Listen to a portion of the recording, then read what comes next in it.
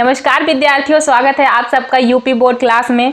मैं मंजू आप लोगों को आज कक्षा 9 की हिंदी पढ़ाऊंगी, जिसमें हमारा पहला पाठ है दो बैलों की कथा, जिसे मुंशी प्रेमचंद जी ने लिखा है। इनका जन्म 1880 में लमही बनारस के लमही गांव में हुआ था। इनकी बहुत सी कृतियाँ हैं, जैसे प्रमुख कृतियाँ मैं बताती हूँ आप लोगों को। गबन, गोदान, कर्मभूमि, रंगभूमि, निर्मला आदि। और तो ये पाठ दो बैलों की कथा जो प्रेमचंद जी ने लिखी है, आज हम इसे पढ़ेंगे। और इसमें आपको पहले ये सारी चीज़ें बता देंगे कि क्वेश्चन आंसर इसमें आएंगे।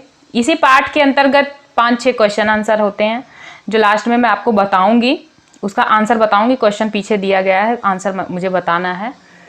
और इसमें पाठ का सारांश आता है। आपको ध्यान से कहानी सुननी है। आपको ऐसा मतलब सुनिए, ऐसा माइंड में अपने करते जाइए कि ऐसा ऐसा हुआ होगा, तो आप लोगों को ये कहानी बहुत अच्छे से याद हो जाएगी। और सारांश ऐसे लिख लेंगे फटाक से, ठीक है। तो अपनी कहानी शुरू करने से पहले इसमें थोड़ी विशेषता बताई गई है, वो पढ़ लेते हैं और आप लोगों को बताते हैं क्या है।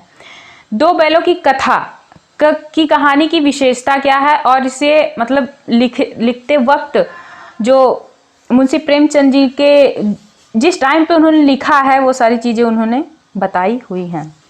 दो बैलों की कथा के माध्यम से प्रेमचंद जी ने कृषक समाज और पशुओं के भावात्मक संबंध का वर्णन किया है।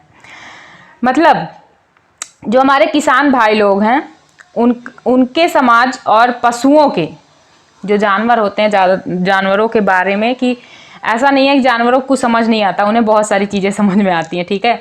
वो भी बहुत सब कुछ समझते हैं, वो भी बस बोल नहीं सकते।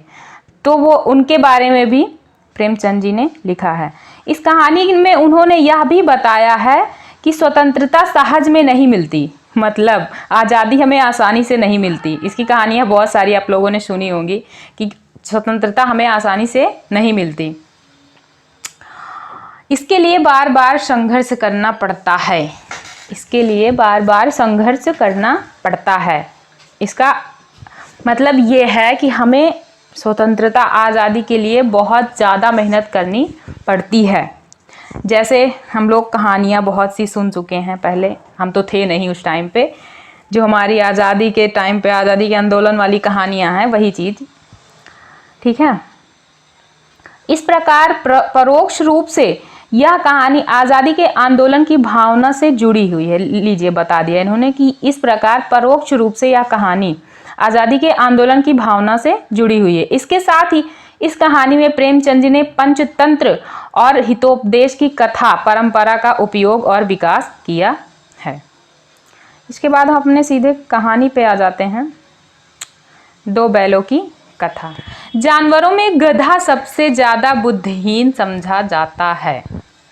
मतलब जानवर समाज में बता रहे हैं कि जानवर समाज में जो गधा होता है, उसे सबसे ज्यादा बुद्धिहीन मानते हैं। मतलब ऐसा कि उसके पास दिमाग नहीं है उसके पास।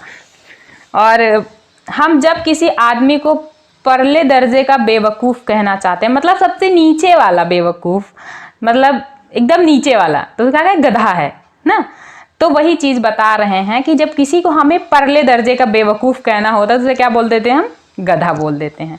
गधा सचमुच बेवकूफ़ है, या उसके सीधेपन, उसकी निरापद सहिष्णुता ने उसे यह पदवी दे दी है, ठीक है।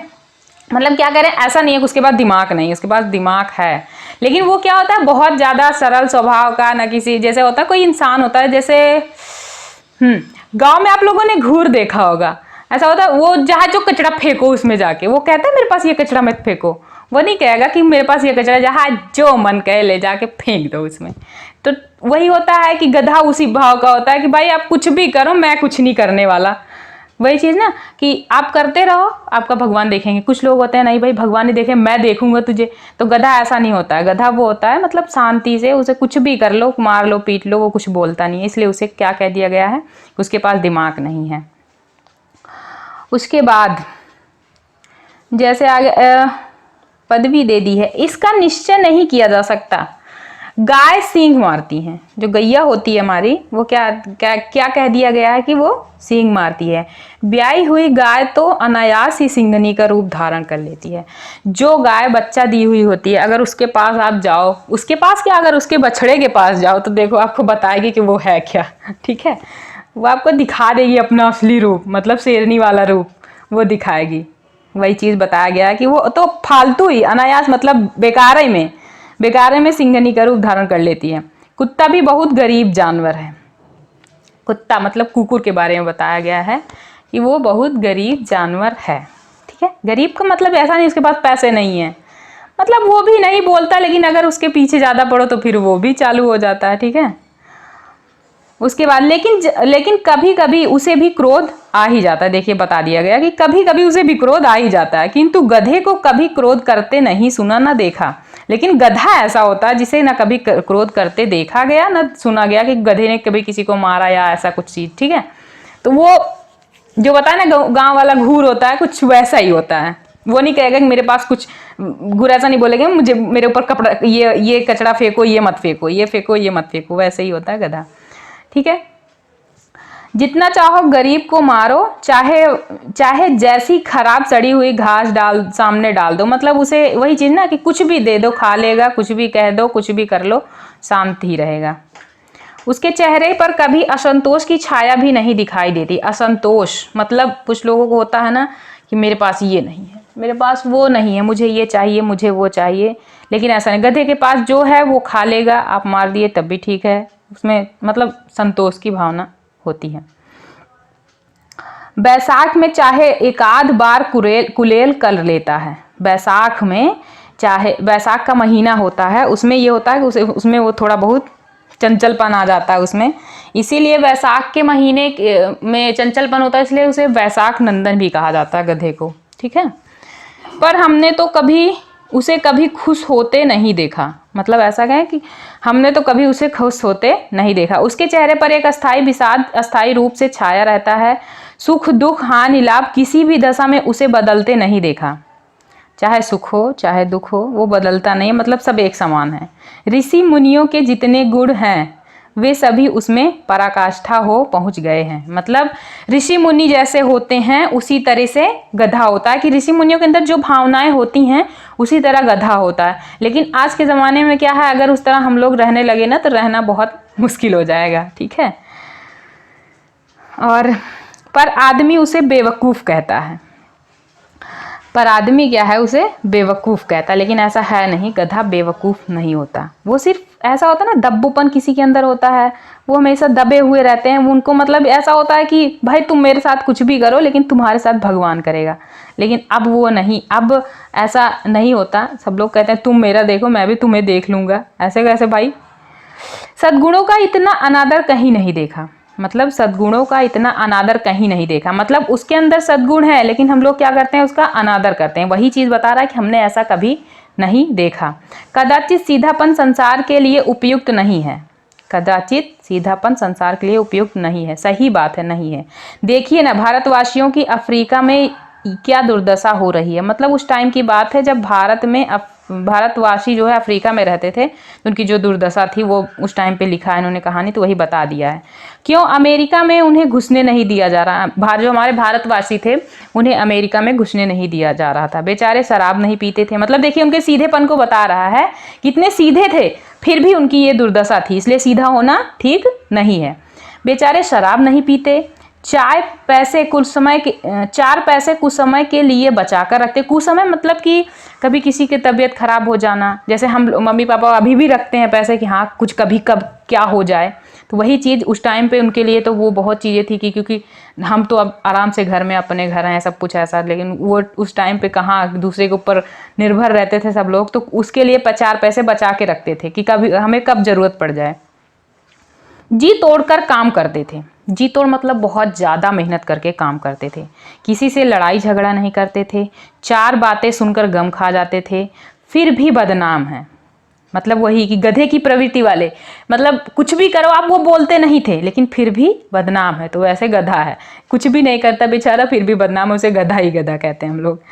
कहा जाता है वे जीवन के आदर्श को नीचा करते हैं। अगर वे भी ईंट का जवाब पत्थर से देना सीख जाते तो शायद सभ्य कहलाने लगते। मतलब कि अगर आप उनके साथ कुछ कर रहे हो तो वो भी आपके साथ करें, तब वो सभ्य कहलाते। लेकिन वो ऐसा करते नहीं थे, इसलिए उन्हें क्या कहा जाता था कि वो बदनाम थे, बेवकूफ़, गधा, बुद्धिहीन कहा जाता था। ठीक है, सभ्य कहलाने लगते। जापान की मिसाल सामने है, जापान की मिसाल सामने है। एक ही विजय ने उसे संसार की सभ्य जातियों में गण्य बना दिया। मतलब एक जीत के बाद जापान ऐसा देश है जापान जहां एक जीत के बाद उसे जातियों में गण्य बना दिया गया। लेकिन गधा एक छोटा भाई, लेकिन गधे का एक छोटा भाई भी है। लेकिन गधे का एक, बता रहे हैं गधे का एक छोटा भाई भी है। देखते हैं अब कौन है वो, जो उससे कम ही गधा है, और वह है बैल। बैल को क्या बताया गया है? गधे का छोटा भाई बताया गया है। छोटकुआ भैया बता दें यहाँ गधा, ठीक है, बैल का, गधे का छोटा वाला भाई बता दिया गया है बैल को।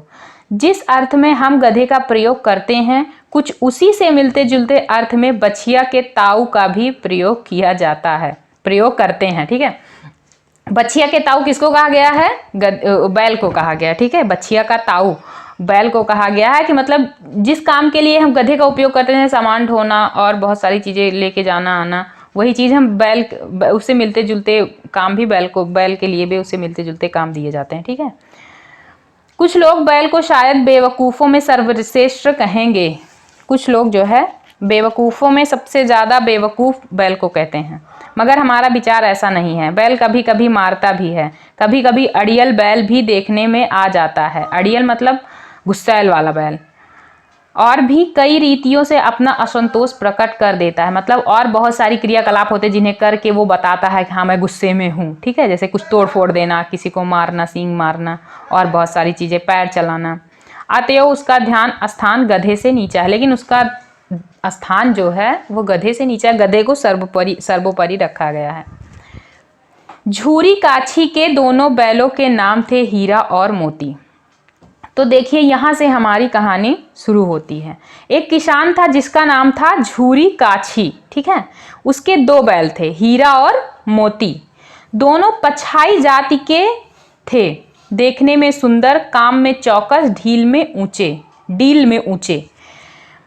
दोनों किस जाति के थे? पछाई जाति। जैसे इंसानों में जाति होती है ना, उसी तरह वो दो बैल थे जिसकी जाति क्या थी? पछाई जाति। ठीक है, दोनों बहुत ही सुंदर और काम में एकदम झकास, बोले तो एकदम झकास। डील में ऊंचे मतलब उनका कद काठी बहुत अच्छी थी, ऊंचे थे। बहुत दिनों साथ रहते रहते दोनों में भाईचारा हो गया था। मतलब वो दोनों साथ में रहते, साथ में काम करते, साथ में खाना खाते, तो दोनों में बहुत ज़्यादा भाईचारा हो गया था, मतलब दोस्ती हो गई थी। ठीक है, दोनों आमने सामने या आसपास बैठे हुए एक दूसरे से मूक भाषा में विचार विनिमय करते थे। मूक भाषा मतलब वो चुप, देखने में हमें ऐसा लगता था वो चुप है, लेकिन वो अंदर ही अंदर एक दूसरे से बात कर लेते थे।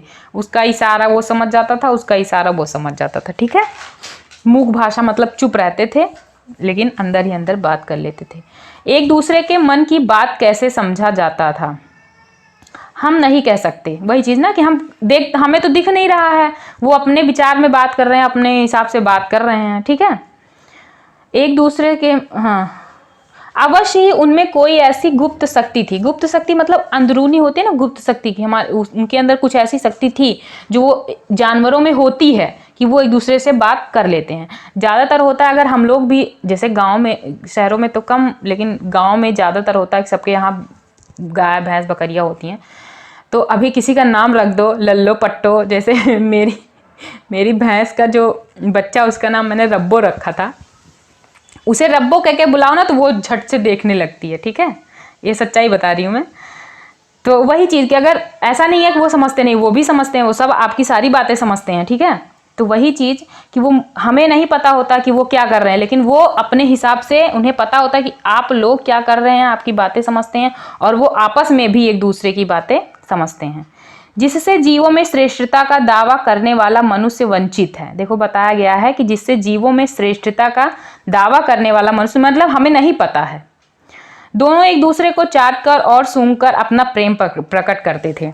वो दोनों एक दूसरे को चाटकर सूंघकर आपस में सींग लड़ाकर और बहुत सारी क्रियाकलापें करके वो अपना प्रेम प्रकट करते थे। ठीक है, केवल विनोद भाव से, आत्मीयता भाव से जैसे दोनों में घनिष्ठता होते ही धौल धप्पा होने लगता। धौल धप्पा मतलब जैसे हम लोग होते हैं ना दोस्ती में जाए, अरे यार क्या कर रहे हो और कैसे हो, मतलब ऐसे मार देते हैं ना पीठ पे, वैसे वो लोग भी धौल धप्पा अपना करते थे।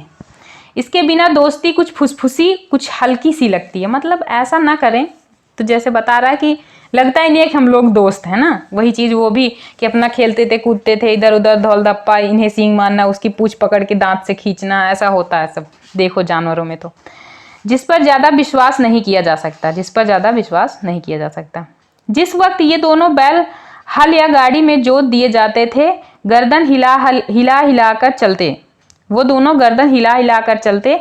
और ऐसा उनके अंदर ये खासियत थी, मतलब दोनों गर्दन हिलाते और दोनों ये सोचते कि उससे ज़्यादा भार मेरी गर्दन पे हो, और दूसरा वाला सोचता कि उससे ज़्यादा भार मेरी गर्दन पे हो। मतलब ये है दोस्ती की तुम्हें ज़्यादा भार ना ढोना पड़े, उसे वो सोचता कि उसे ज़्यादा भार ना ढोना पड़े। दिन भर के बाद दोपहर या उस वक्त हर एक की यह चेष्टा होती कि ज़्यादा से ज़्यादा बोझ मेरी गर्दन पर रहे। देखिए वही बता दिया। दिन भर के बाद दोपहर या संध्या दोनों खुलते तो एक दूसरे को चाट चूट कर अपनी थकान मिटा लिया करते थे। मतलब वही चीज़ कि अगर दिन भर वो लोग सुबह से जाते, दिन भर काम करते, फिर शाम को या सुबह अगर खोले जाते तो एक दूसरे की वही दोस्ती प्रकट करना। किसी को वो सींग लड़ाता, वो मारते, वो चाटते, ऐसे करके वो लोग अपना दोस्ती प्रकट करते थे। नांद में खली भूसा पड़ जाने के बाद दोनों साथ उठते, साथ नांद में मुंह डालते, साथ ही बैठते थे। नांद क्या होती है? नांद होती है जैसे हम लोगों की थाली होती है जिसमें हम लोग खाना खाते हैं। ठीक है, उसी तरह से जानवरों का होता है, बनाया जाता है वो मिट्टी का। तो उसमें भूसा खली मिट्टी का बनाते हैं। अब तो पक्की चीज़ों से बनने लगा, मतलब मसाले वगैरह सीमेंट मोरंग से तो होता है। तो उसमें भूसा खली चोकर चूनी जो भी होता है वो चीज़ डालते। तो वो होता क्या था, वो दोनों साथ में मुंह डालते नान से और खाते, दोनों साथ में मुंह निकालते और दोनों साथ ही बैठते थे। संयोग की बात, झूरी ने एक बार गोई को ससुराल भेज दिया। गोई मतलब इन्हीं दोनों की बात कर रहे हैं, हीरा और मोती को ससुराल भेज दिया। बैलों को क्या मालूम वे क्यों भेजे जा रहे हैं। उन्हें नहीं पता था कि वो क्यों भेजे जा रहे हैं। समझे मालिक ने हमें बेच दिया। उन्हें लगा कि झूरी ने उन्हें बेच दिया। अपना यूँ बेचा जाना उन्हें अच्छा नहीं लगा। अच्छा लगा या बुरा कौन जाने, मतलब उन्हें अच्छा तो नहीं लगा कि ऐसा कैसे झूरी ने मुझे बेच दिया। झूरी भी अपने बैलों से बहुत ज़्यादा स्नेह करता था। ठीक है, पर झूरी के साले गया को घर तक गोई ले जाने में दांतों पसीना आ गया। मतलब गोई वो उसका ससुराल था झूरी का, वहाँ तक ले जाना हीरा और मोती को गया जो उसका साला था झूरी का, उसे दांतों तले पसीना, मतलब बहुत ज़्यादा मशक्क़त करनी पड़ी। परेशान होता हुआ वो लेके गया, बहुत मेहनत करनी पड़ी। पीछे से हाँकता दोनों दाएं बाएं भागते, पगहिया पकड़कर आगे से खींचता। पगहिया क्या होती है पता है? पगहिया होती है रस्सी, जिस रस्सी से हम बांधते नहीं हैं गाय भैंसों को, तो वही है पगहिया। आगे खींचता दोनों पीछे को जोर लगाते। अगर जानवरों को ना अगर आगे खींचो ना तो वो पीछे को जोर लगाते हैं। उन्हें मतलब पता नहीं क्या होता है, हम समझ नहीं सकते। जिसे होता है ना कि इंसान समझ नहीं सकता, लेकिन पता नहीं क्यों उन्हें जब आगे खींचो ना जोर लगा के तो वो पीछे ही भागेंगे। उन्हें ऐसा लगेगा जैसे हम लोग उन्हें कहीं पकड़ के ले जा रहे हैं। ठीक है, और तो वो पीछे को जोर लगाते थे। वही बता रहे हैं कि अगर उन्हें आगे खींचता गया तो वो पीछे को जोर लगाते। मारता तो दोनों सींग नीचे करके हुंकारते। मतलब अगर उन्हें मारता तो वो उन्हें भी मारने के लिए दोनों उकसते, लेकिन मारते नहीं थे। अगर ईश्वर ने उन्हें वाणी दी होती तो झूरी से पूछते, तुम हम गरीबों को क्यों निकाल रहे हो। मतलब अगर वो बोल पाते, ईश्वर ने भगवान ने उन्हें बोलने की शक्ति दी होती तो वो झूरी से पूछते। झूरी जो उनका कौन था, मालिक था पहले, वो उनसे पूछते कि मुझे बेच क्यों रहे हो। ठीक है, या उनको घर से निकाल क्यों रहे हो? क्या वो काम नहीं करते? क्या हम काम, वो ऐसे बोलते क्या हम काम नहीं करते? हमने तो तुम्हारी सेवा करने में कोई कसर नहीं उठा रखी। मतलब वही चीज़ बता रहे हैं कि हमने तो उनकी झूरी की सेवा करने में कोई कसर नहीं उठा रखी। अगर इतनी मेहनत से काम न चलता तो और काम ले लेते। मतलब अगर इतनी मेहनत से काम नहीं चल रहा था तो वो बैल क्या कह रहे हैं कि अगर इतनी मेहनत से काम नहीं चल रहा था तो और मेहनत ले लेते हमसे, लेकिन हमें निकाला क्यों?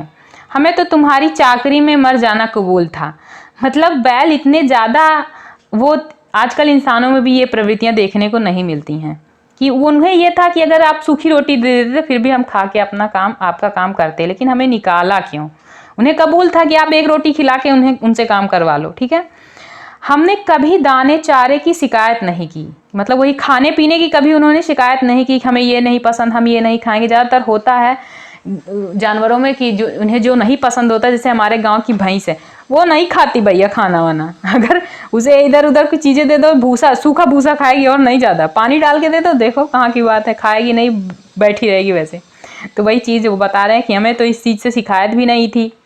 तुमने जो कुछ खिलाया वह सिर झुकाए खा लिए। मतलब कि ये कह रहे, ये जानवरों में, दोनों में आपस में बातें हो रही हैं, सोच रहे हैं कि जो भी इन्होंने खिलाया हम खा लिए, फिर भी तुमने हमें इस जालिम के हाथ क्यों बेच दिया? गया को जालिम बोल रहे हैं कि जालिम के हाथ हमें क्यों बेच दिया? संध्या समय दोनों बैल अपने नए स्थान पर पहुंचे। मतलब शाम का टाइम हो गया था, शाम हो गई थी और गया उन्हें लेकर घर पहुंच गया। दिन भर के भूखे थे, लेकिन जब नांद में लगाए गए तो एक ने भी उसमें मुंह न डाला। मतलब जब उन्हें दिन भर के तो भूखे थे, लेके आया था गया उन्हें बहुत ज़्यादा मेहनत करके, लेकिन फिर भी जब उन्हें उनकी थाली में खाना डाला गया, मतलब जो था भूसा वगैरह, लेकिन उन्होंने मुंह नहीं मारा। मतलब उन्होंने कुछ भी नहीं खाया, उसमें मुंह ही नहीं डाला। दिल भारी हो रहा था, जिसे उन्होंने अपना घर समझ रखा था, वह आज उनसे छूट गया। मतलब उन्हें, उन दोनों को ऐसा था, रोना रोना जैसा आ रहा था, जैसे रोते हैं हम लोग भी, दिक्कत हो जाए, घर से जाना आना पड़े तो रोने लगते हैं ना, तो वही चीज़ कि दिल भारी हो रहा था। जिन्होंने जिन्हें, जिस घर को वो अपना घर समझते थे, उन्हें वहाँ से निकाल दिया गया था। या नया घर, नया गांव, नए आदमी उन्हें बेगाने से लग रहे थे। मतलब झूरी का ससुराल गोई, गया का घर उन्हें बेगाना लग रहा था। वहाँ के आदमी, वहाँ के लोग, गांव सब। दोनों ने अपनी मुख भाषा में सलाह की, एक दूसरे को कनखियाँ से देखा और लेट गए। मतलब दोनों ने बातें की, उसके बाद कनखियाँ मतलब तिरछी आंखों से देखे दोनों को। उसके बाद दोनों ने एक दूसरे को देखा, फिर वो दोनों लेट गए। जब गांव में सोता पड़ गया, मतलब जब गांव के सारे लोग सो गए, तो दोनों ने जोर मारकर पगहे तुड़ा डाले और घर की तरफ चले। जब गांव के सारे लोग सो गए तो भैया बैल दोनों उठे और उन्होंने जोर लगाया और रस्सी वस्सी, खूंटा ऊंटा उखाड़ के इधर उधर फेंक दिया। उसके बाद कहे आप भैया चलते हैं अपने घर। फिर वो दोनों घर के लिए निकल पड़े। पगहे बहुत मजबूत थे, अनुमान ना हो सकता था कि कोई बैल उन्हें तोड़ सकेगा। लेकिन होता क्या है, प्यार। मतलब उन्हें अपने मालिक से इतना प्यार था कि वो पगहे का सब कुछ तोड़ के चले जाते, तोड़ के चले गए। मतलब ये था कि पगहे, जो रस्सियां लगाई गई थी उनके गले में, वो इतनी मजबूत थी कि किसी को वो नहीं था कि तोड़ लेंगे, ठीक है। पर दोनों ने कर दिखाया। पर इन दोनों में इस समय दूनी शक्ति आ गई थी। वही चीज़ ना कि मालिक के प्रति इतना प्रेम था उन्हें, मतलब होता है ना कि एक इंसान को कि ऐसा हुआ क्यों मेरे साथ, वो चीज़ उनको खाए जा रही थी, इसलिए वो दूनी तिगुनी शक्ति आ गई, तोड़ ताड़ के निकल लिए। झूरी प्रातःकाल सोकर उठा तो देखा दोनों बैल चरनी पर खड़े हैं। मतलब जब सोकर झूरी सुबह उठा, वो बाहर आया, उसने देखा तो दोनों बैल जो चले गए थे, गोई उसने ससुराल भेज दिया था अपने, वो दोनों बैल आकर चरनी, मतलब जहां उन्हें बांधा जाता था वहीं पर आकर खड़े थे। दोनों की गर्दनों में आधा आधा गराव लटक रहा था। गराव मतलब समझ रहे हो, वही रस्सी। मतलब जैसे उन लोगों ने तोड़ा था ना, तो आधे, ऐसा तो है नहीं खूंटे से पूरा निकली थी, आधे। खूंटा क्या होता है, जहां मतलब वो लकड़ी गाड़ी जाती है उसमें बांधा जाता है उन्हें, तो वो चीज़, खूंटा तो तोड़ा नहीं था उन लोगों ने, बीच से रस्सी जैसे तोड़ी थी वैसे वो रस्सी निकल गई थी, उसे बोलते हैं गराव।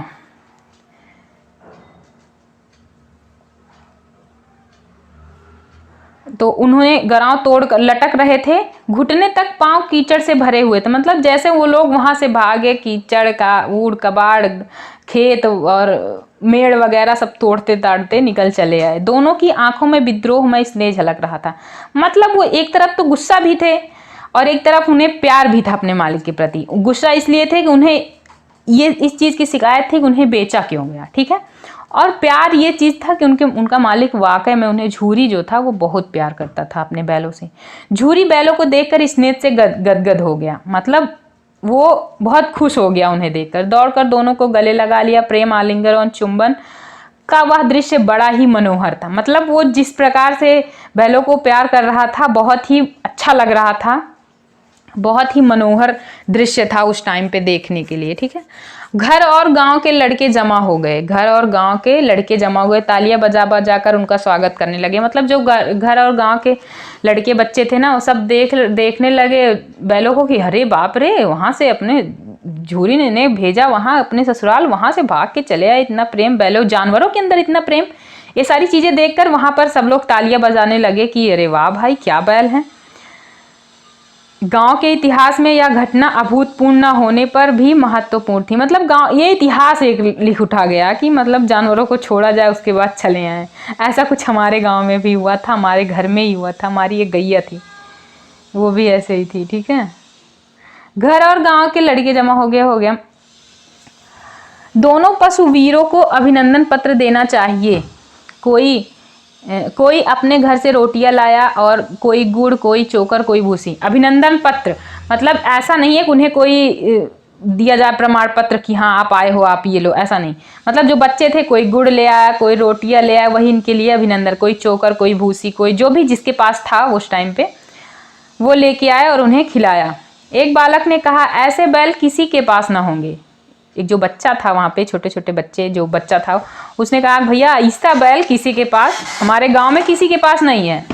दूसरे ने समर्थन किया, मतलब दूसरा भी दोनों था, उसने कहा हाँ भैया सही कह रहे हो, ऐसे बैल नहीं होंगे कहीं और। तीसरा बोला, बैल नहीं है, वे उस जन्म के आदमी हैं। तीसरा बच्चा जो था उसने कहा, उसने तो पूरी बात ही पलट दी। मतलब इतनी बड़ी बात कह दी कि भैया बैल ना है, वो पिछले जन्म के आदमी हैं, ठीक है। इसका प्रतिवाद करने का किसी को साहस नहीं था। प्रतिवाद की मतलब हाँ ऐसा नहीं है, ऐसा नहीं है। जैसे होता नहीं, कुछ चीज़ें आप बोलो तुरंत बोल देंगे, कहाँ भैया ऐसा कहा है, ऐसा नहीं। तो वो ऐसा बच्चे ने ऐसा बोला कि इसका कोई जोड़ तोड़ ही नहीं था कि हाँ ये बात सही है, गलत हो ही नहीं सकती, ठीक है। झूरी की स्त्री ने बैलों को द्वार पर देखा तो जल उठी। मतलब झूरी की स्त्री देखते ही भैया गुस्सा हो गई पूरी। बोली, कैसे नमक हराम बैल हैं कि एक दिन वहां काम ना किया, भाग खड़े हुए। मतलब कैसे नमक हराम, खाया पिया और काम भी नहीं किया और वहां से भाग खड़े हुए। झूरी अपने बैलों पर यह आक्षेप ना सुन सका। नमक हराम क्यों है, मतलब झूरी अपने बैलों को नमक हराम कहता हुआ ना सुन सका। झूरी ने तुरंत कहा, नमक हराम क्यों है, चारा दाना ना दिया होगा तो क्या करते। मतलब झूरी ने कहा कि कैसे नमक हराम, क्या नमक हराम है भाई, चारा दाना ना दिया होगा इसलिए क्या करते, भाग आए। स्त्री ने रोब के साथ कहा, बस तुम ही तो बैलों को खिलाना चाहते हो, खिलाना जानते हो, और तो सभी पानी पिला पिला कर रखते हैं। मतलब उसकी पत्नी ने कहा कि तुम ही एक हो जो बैलों को खिलाना जानते हो, बाकी तो सब पानी पिला पिला कर रखते हैं। झूरी ने चिढ़ाया, चारा मिलता तो क्यों भागते। झूरी ने अपने पत्नी को चिढ़ाते हुए कहा कि भाई चारा अगर वहां पे मिलता, इन्हें खाना दिया जाता तो क्यों भागते। स्त्री चिढ़ी, भागे इसलिए कि वे लोग तुम जैसे बुद्धुओं की तरह बैलों को सहलाते नहीं, खिलाते हैं तो रगड़कर जोतते भी हैं। झूरी की पत्नी ने कहा कि वो तुम्हारी तरह बुद्धू नहीं है जो बैलों को वो सहलाते और उन्हें प्यार करें, ठीक है। वो लोग अगर खाना देते हैं तो उतना काम भी लेते हैं, रगड़ कर जोतते हैं, काम भी उतना लेते। ये दोनों ठहरे कामचोर। अब बैलों को कह रही है कि ये दोनों क्या हैं, कामचोर हैं, ठीक है। भाग निकले वहां से कि मतलब काम ना करना पड़े इसलिए यहाँ चले आए। अब देखूं कहाँ से खली और चोकर मिलता है। मतलब उनकी पत्नी कह रही है अब देखती हूँ कहाँ से खली और चोकर इन्हें मिलता है। सूखे भूसे के सिवा कुछ न दूंगी। मतलब सिर्फ कह रही है कि सूखा भूसा मिलेगा इन्हें और कुछ नहीं मिलने वाला, यहाँ आए हैं जो भाग के, खाएं चाहे मरें, चाहे खाएं और चाहे मरें। वही हुआ, मतलब जो उसकी पत्नी ने कहा वही हुआ। मजूर को कड़ी ताकीद कर दी गई कि बैलों को खाली सूखा भूसा दिया जाए। मजूर जो मतलब झूरी के यहाँ काम करता था, जिन्हें जो मतलब देखते हैं ना बाहर का सारा काम, बैलों को खिलाना पिलाना और सारी चीज़ें जो भी होता था, उसे ताकीद मतलब उसे समझा दिया गया कि इन्हें सिर्फ खाली सूखा भूसा मिलना चाहिए, उसके सिवा अगर कुछ मिला तो तेरी नौकरी गई बच्चा। तो यही चीज़ उन्हें बता दिया गया, उसकी झूरी की पत्नी ने बता दिया उसे कि हाँ इसे उन्हें सूखा भूसा देना। बैलों ने नान में मुंह डाला तो फीका फीका। भाई जब बैलों ने नान में मुंह डाला, कहाँ खली भूसा चोकर मिलता था सारी चीज़ें, तो उन्हें फीका फीका लगा। भाई भैया का हो गया है, तो अच्छा नहीं लग रहा। ना कोई चिकनाहट, ना कोई रस, ना क्या खाएं, मतलब कुछ जैसे होता है ना, अभी हमें सूखी रोटी दे दी जाए हम लोगों को तो अच्छा लगेगा, बिना दाल बिना सब्जी बिना चावल के। तो वही चीज़ था कि सूखा भूसा दे दिया गया तो उसमें कुछ रस ही था ही नहीं, तो उन्हें अच्छा ही नहीं लग रहा था। आशा भरी आंखों से द्वार की ओर ताकने लगे, मतलब ऐसे टकटकी लगा के प्यार से उसी रास्ते द्वार की ओर ताकने लगे, कब झूरी आए, कब उन्हें खाना मिले। ठीक है तो मतलब अगर सोचो आप लोग ना, तो बहुत बहुत अच्छा लगता है कि जब जानवर मासूमियत से देखते हैं ना तो बहुत अच्छा लगता है। झूरी ने मजूर से कहा, थोड़ी सी खली क्यों नहीं डाल देता बे। मतलब झूरी ने कहा, अरे थोड़ी सी खली क्यों नहीं डाल देता बे। तो मजूर ने कहा कि मुझे मालकिन मार डालेंगी, चुरा कर डाल दे। तो झूरी ने कहा, अरे भाई चुरा कर डाल दे, कौन वो देखने आ रही है। ना दादा, पीछे से तो तुम भी उन्हीं की सी बोलो कहोगे। मतलब मजूर ने कहा, ना भैया ना, अगर हमने अभी डाल दिया तो बाद में अगर सामने आई तो तुम भी उन्हीं की साइड बोलोगे, मेरी साइड तो बोलोगे नहीं।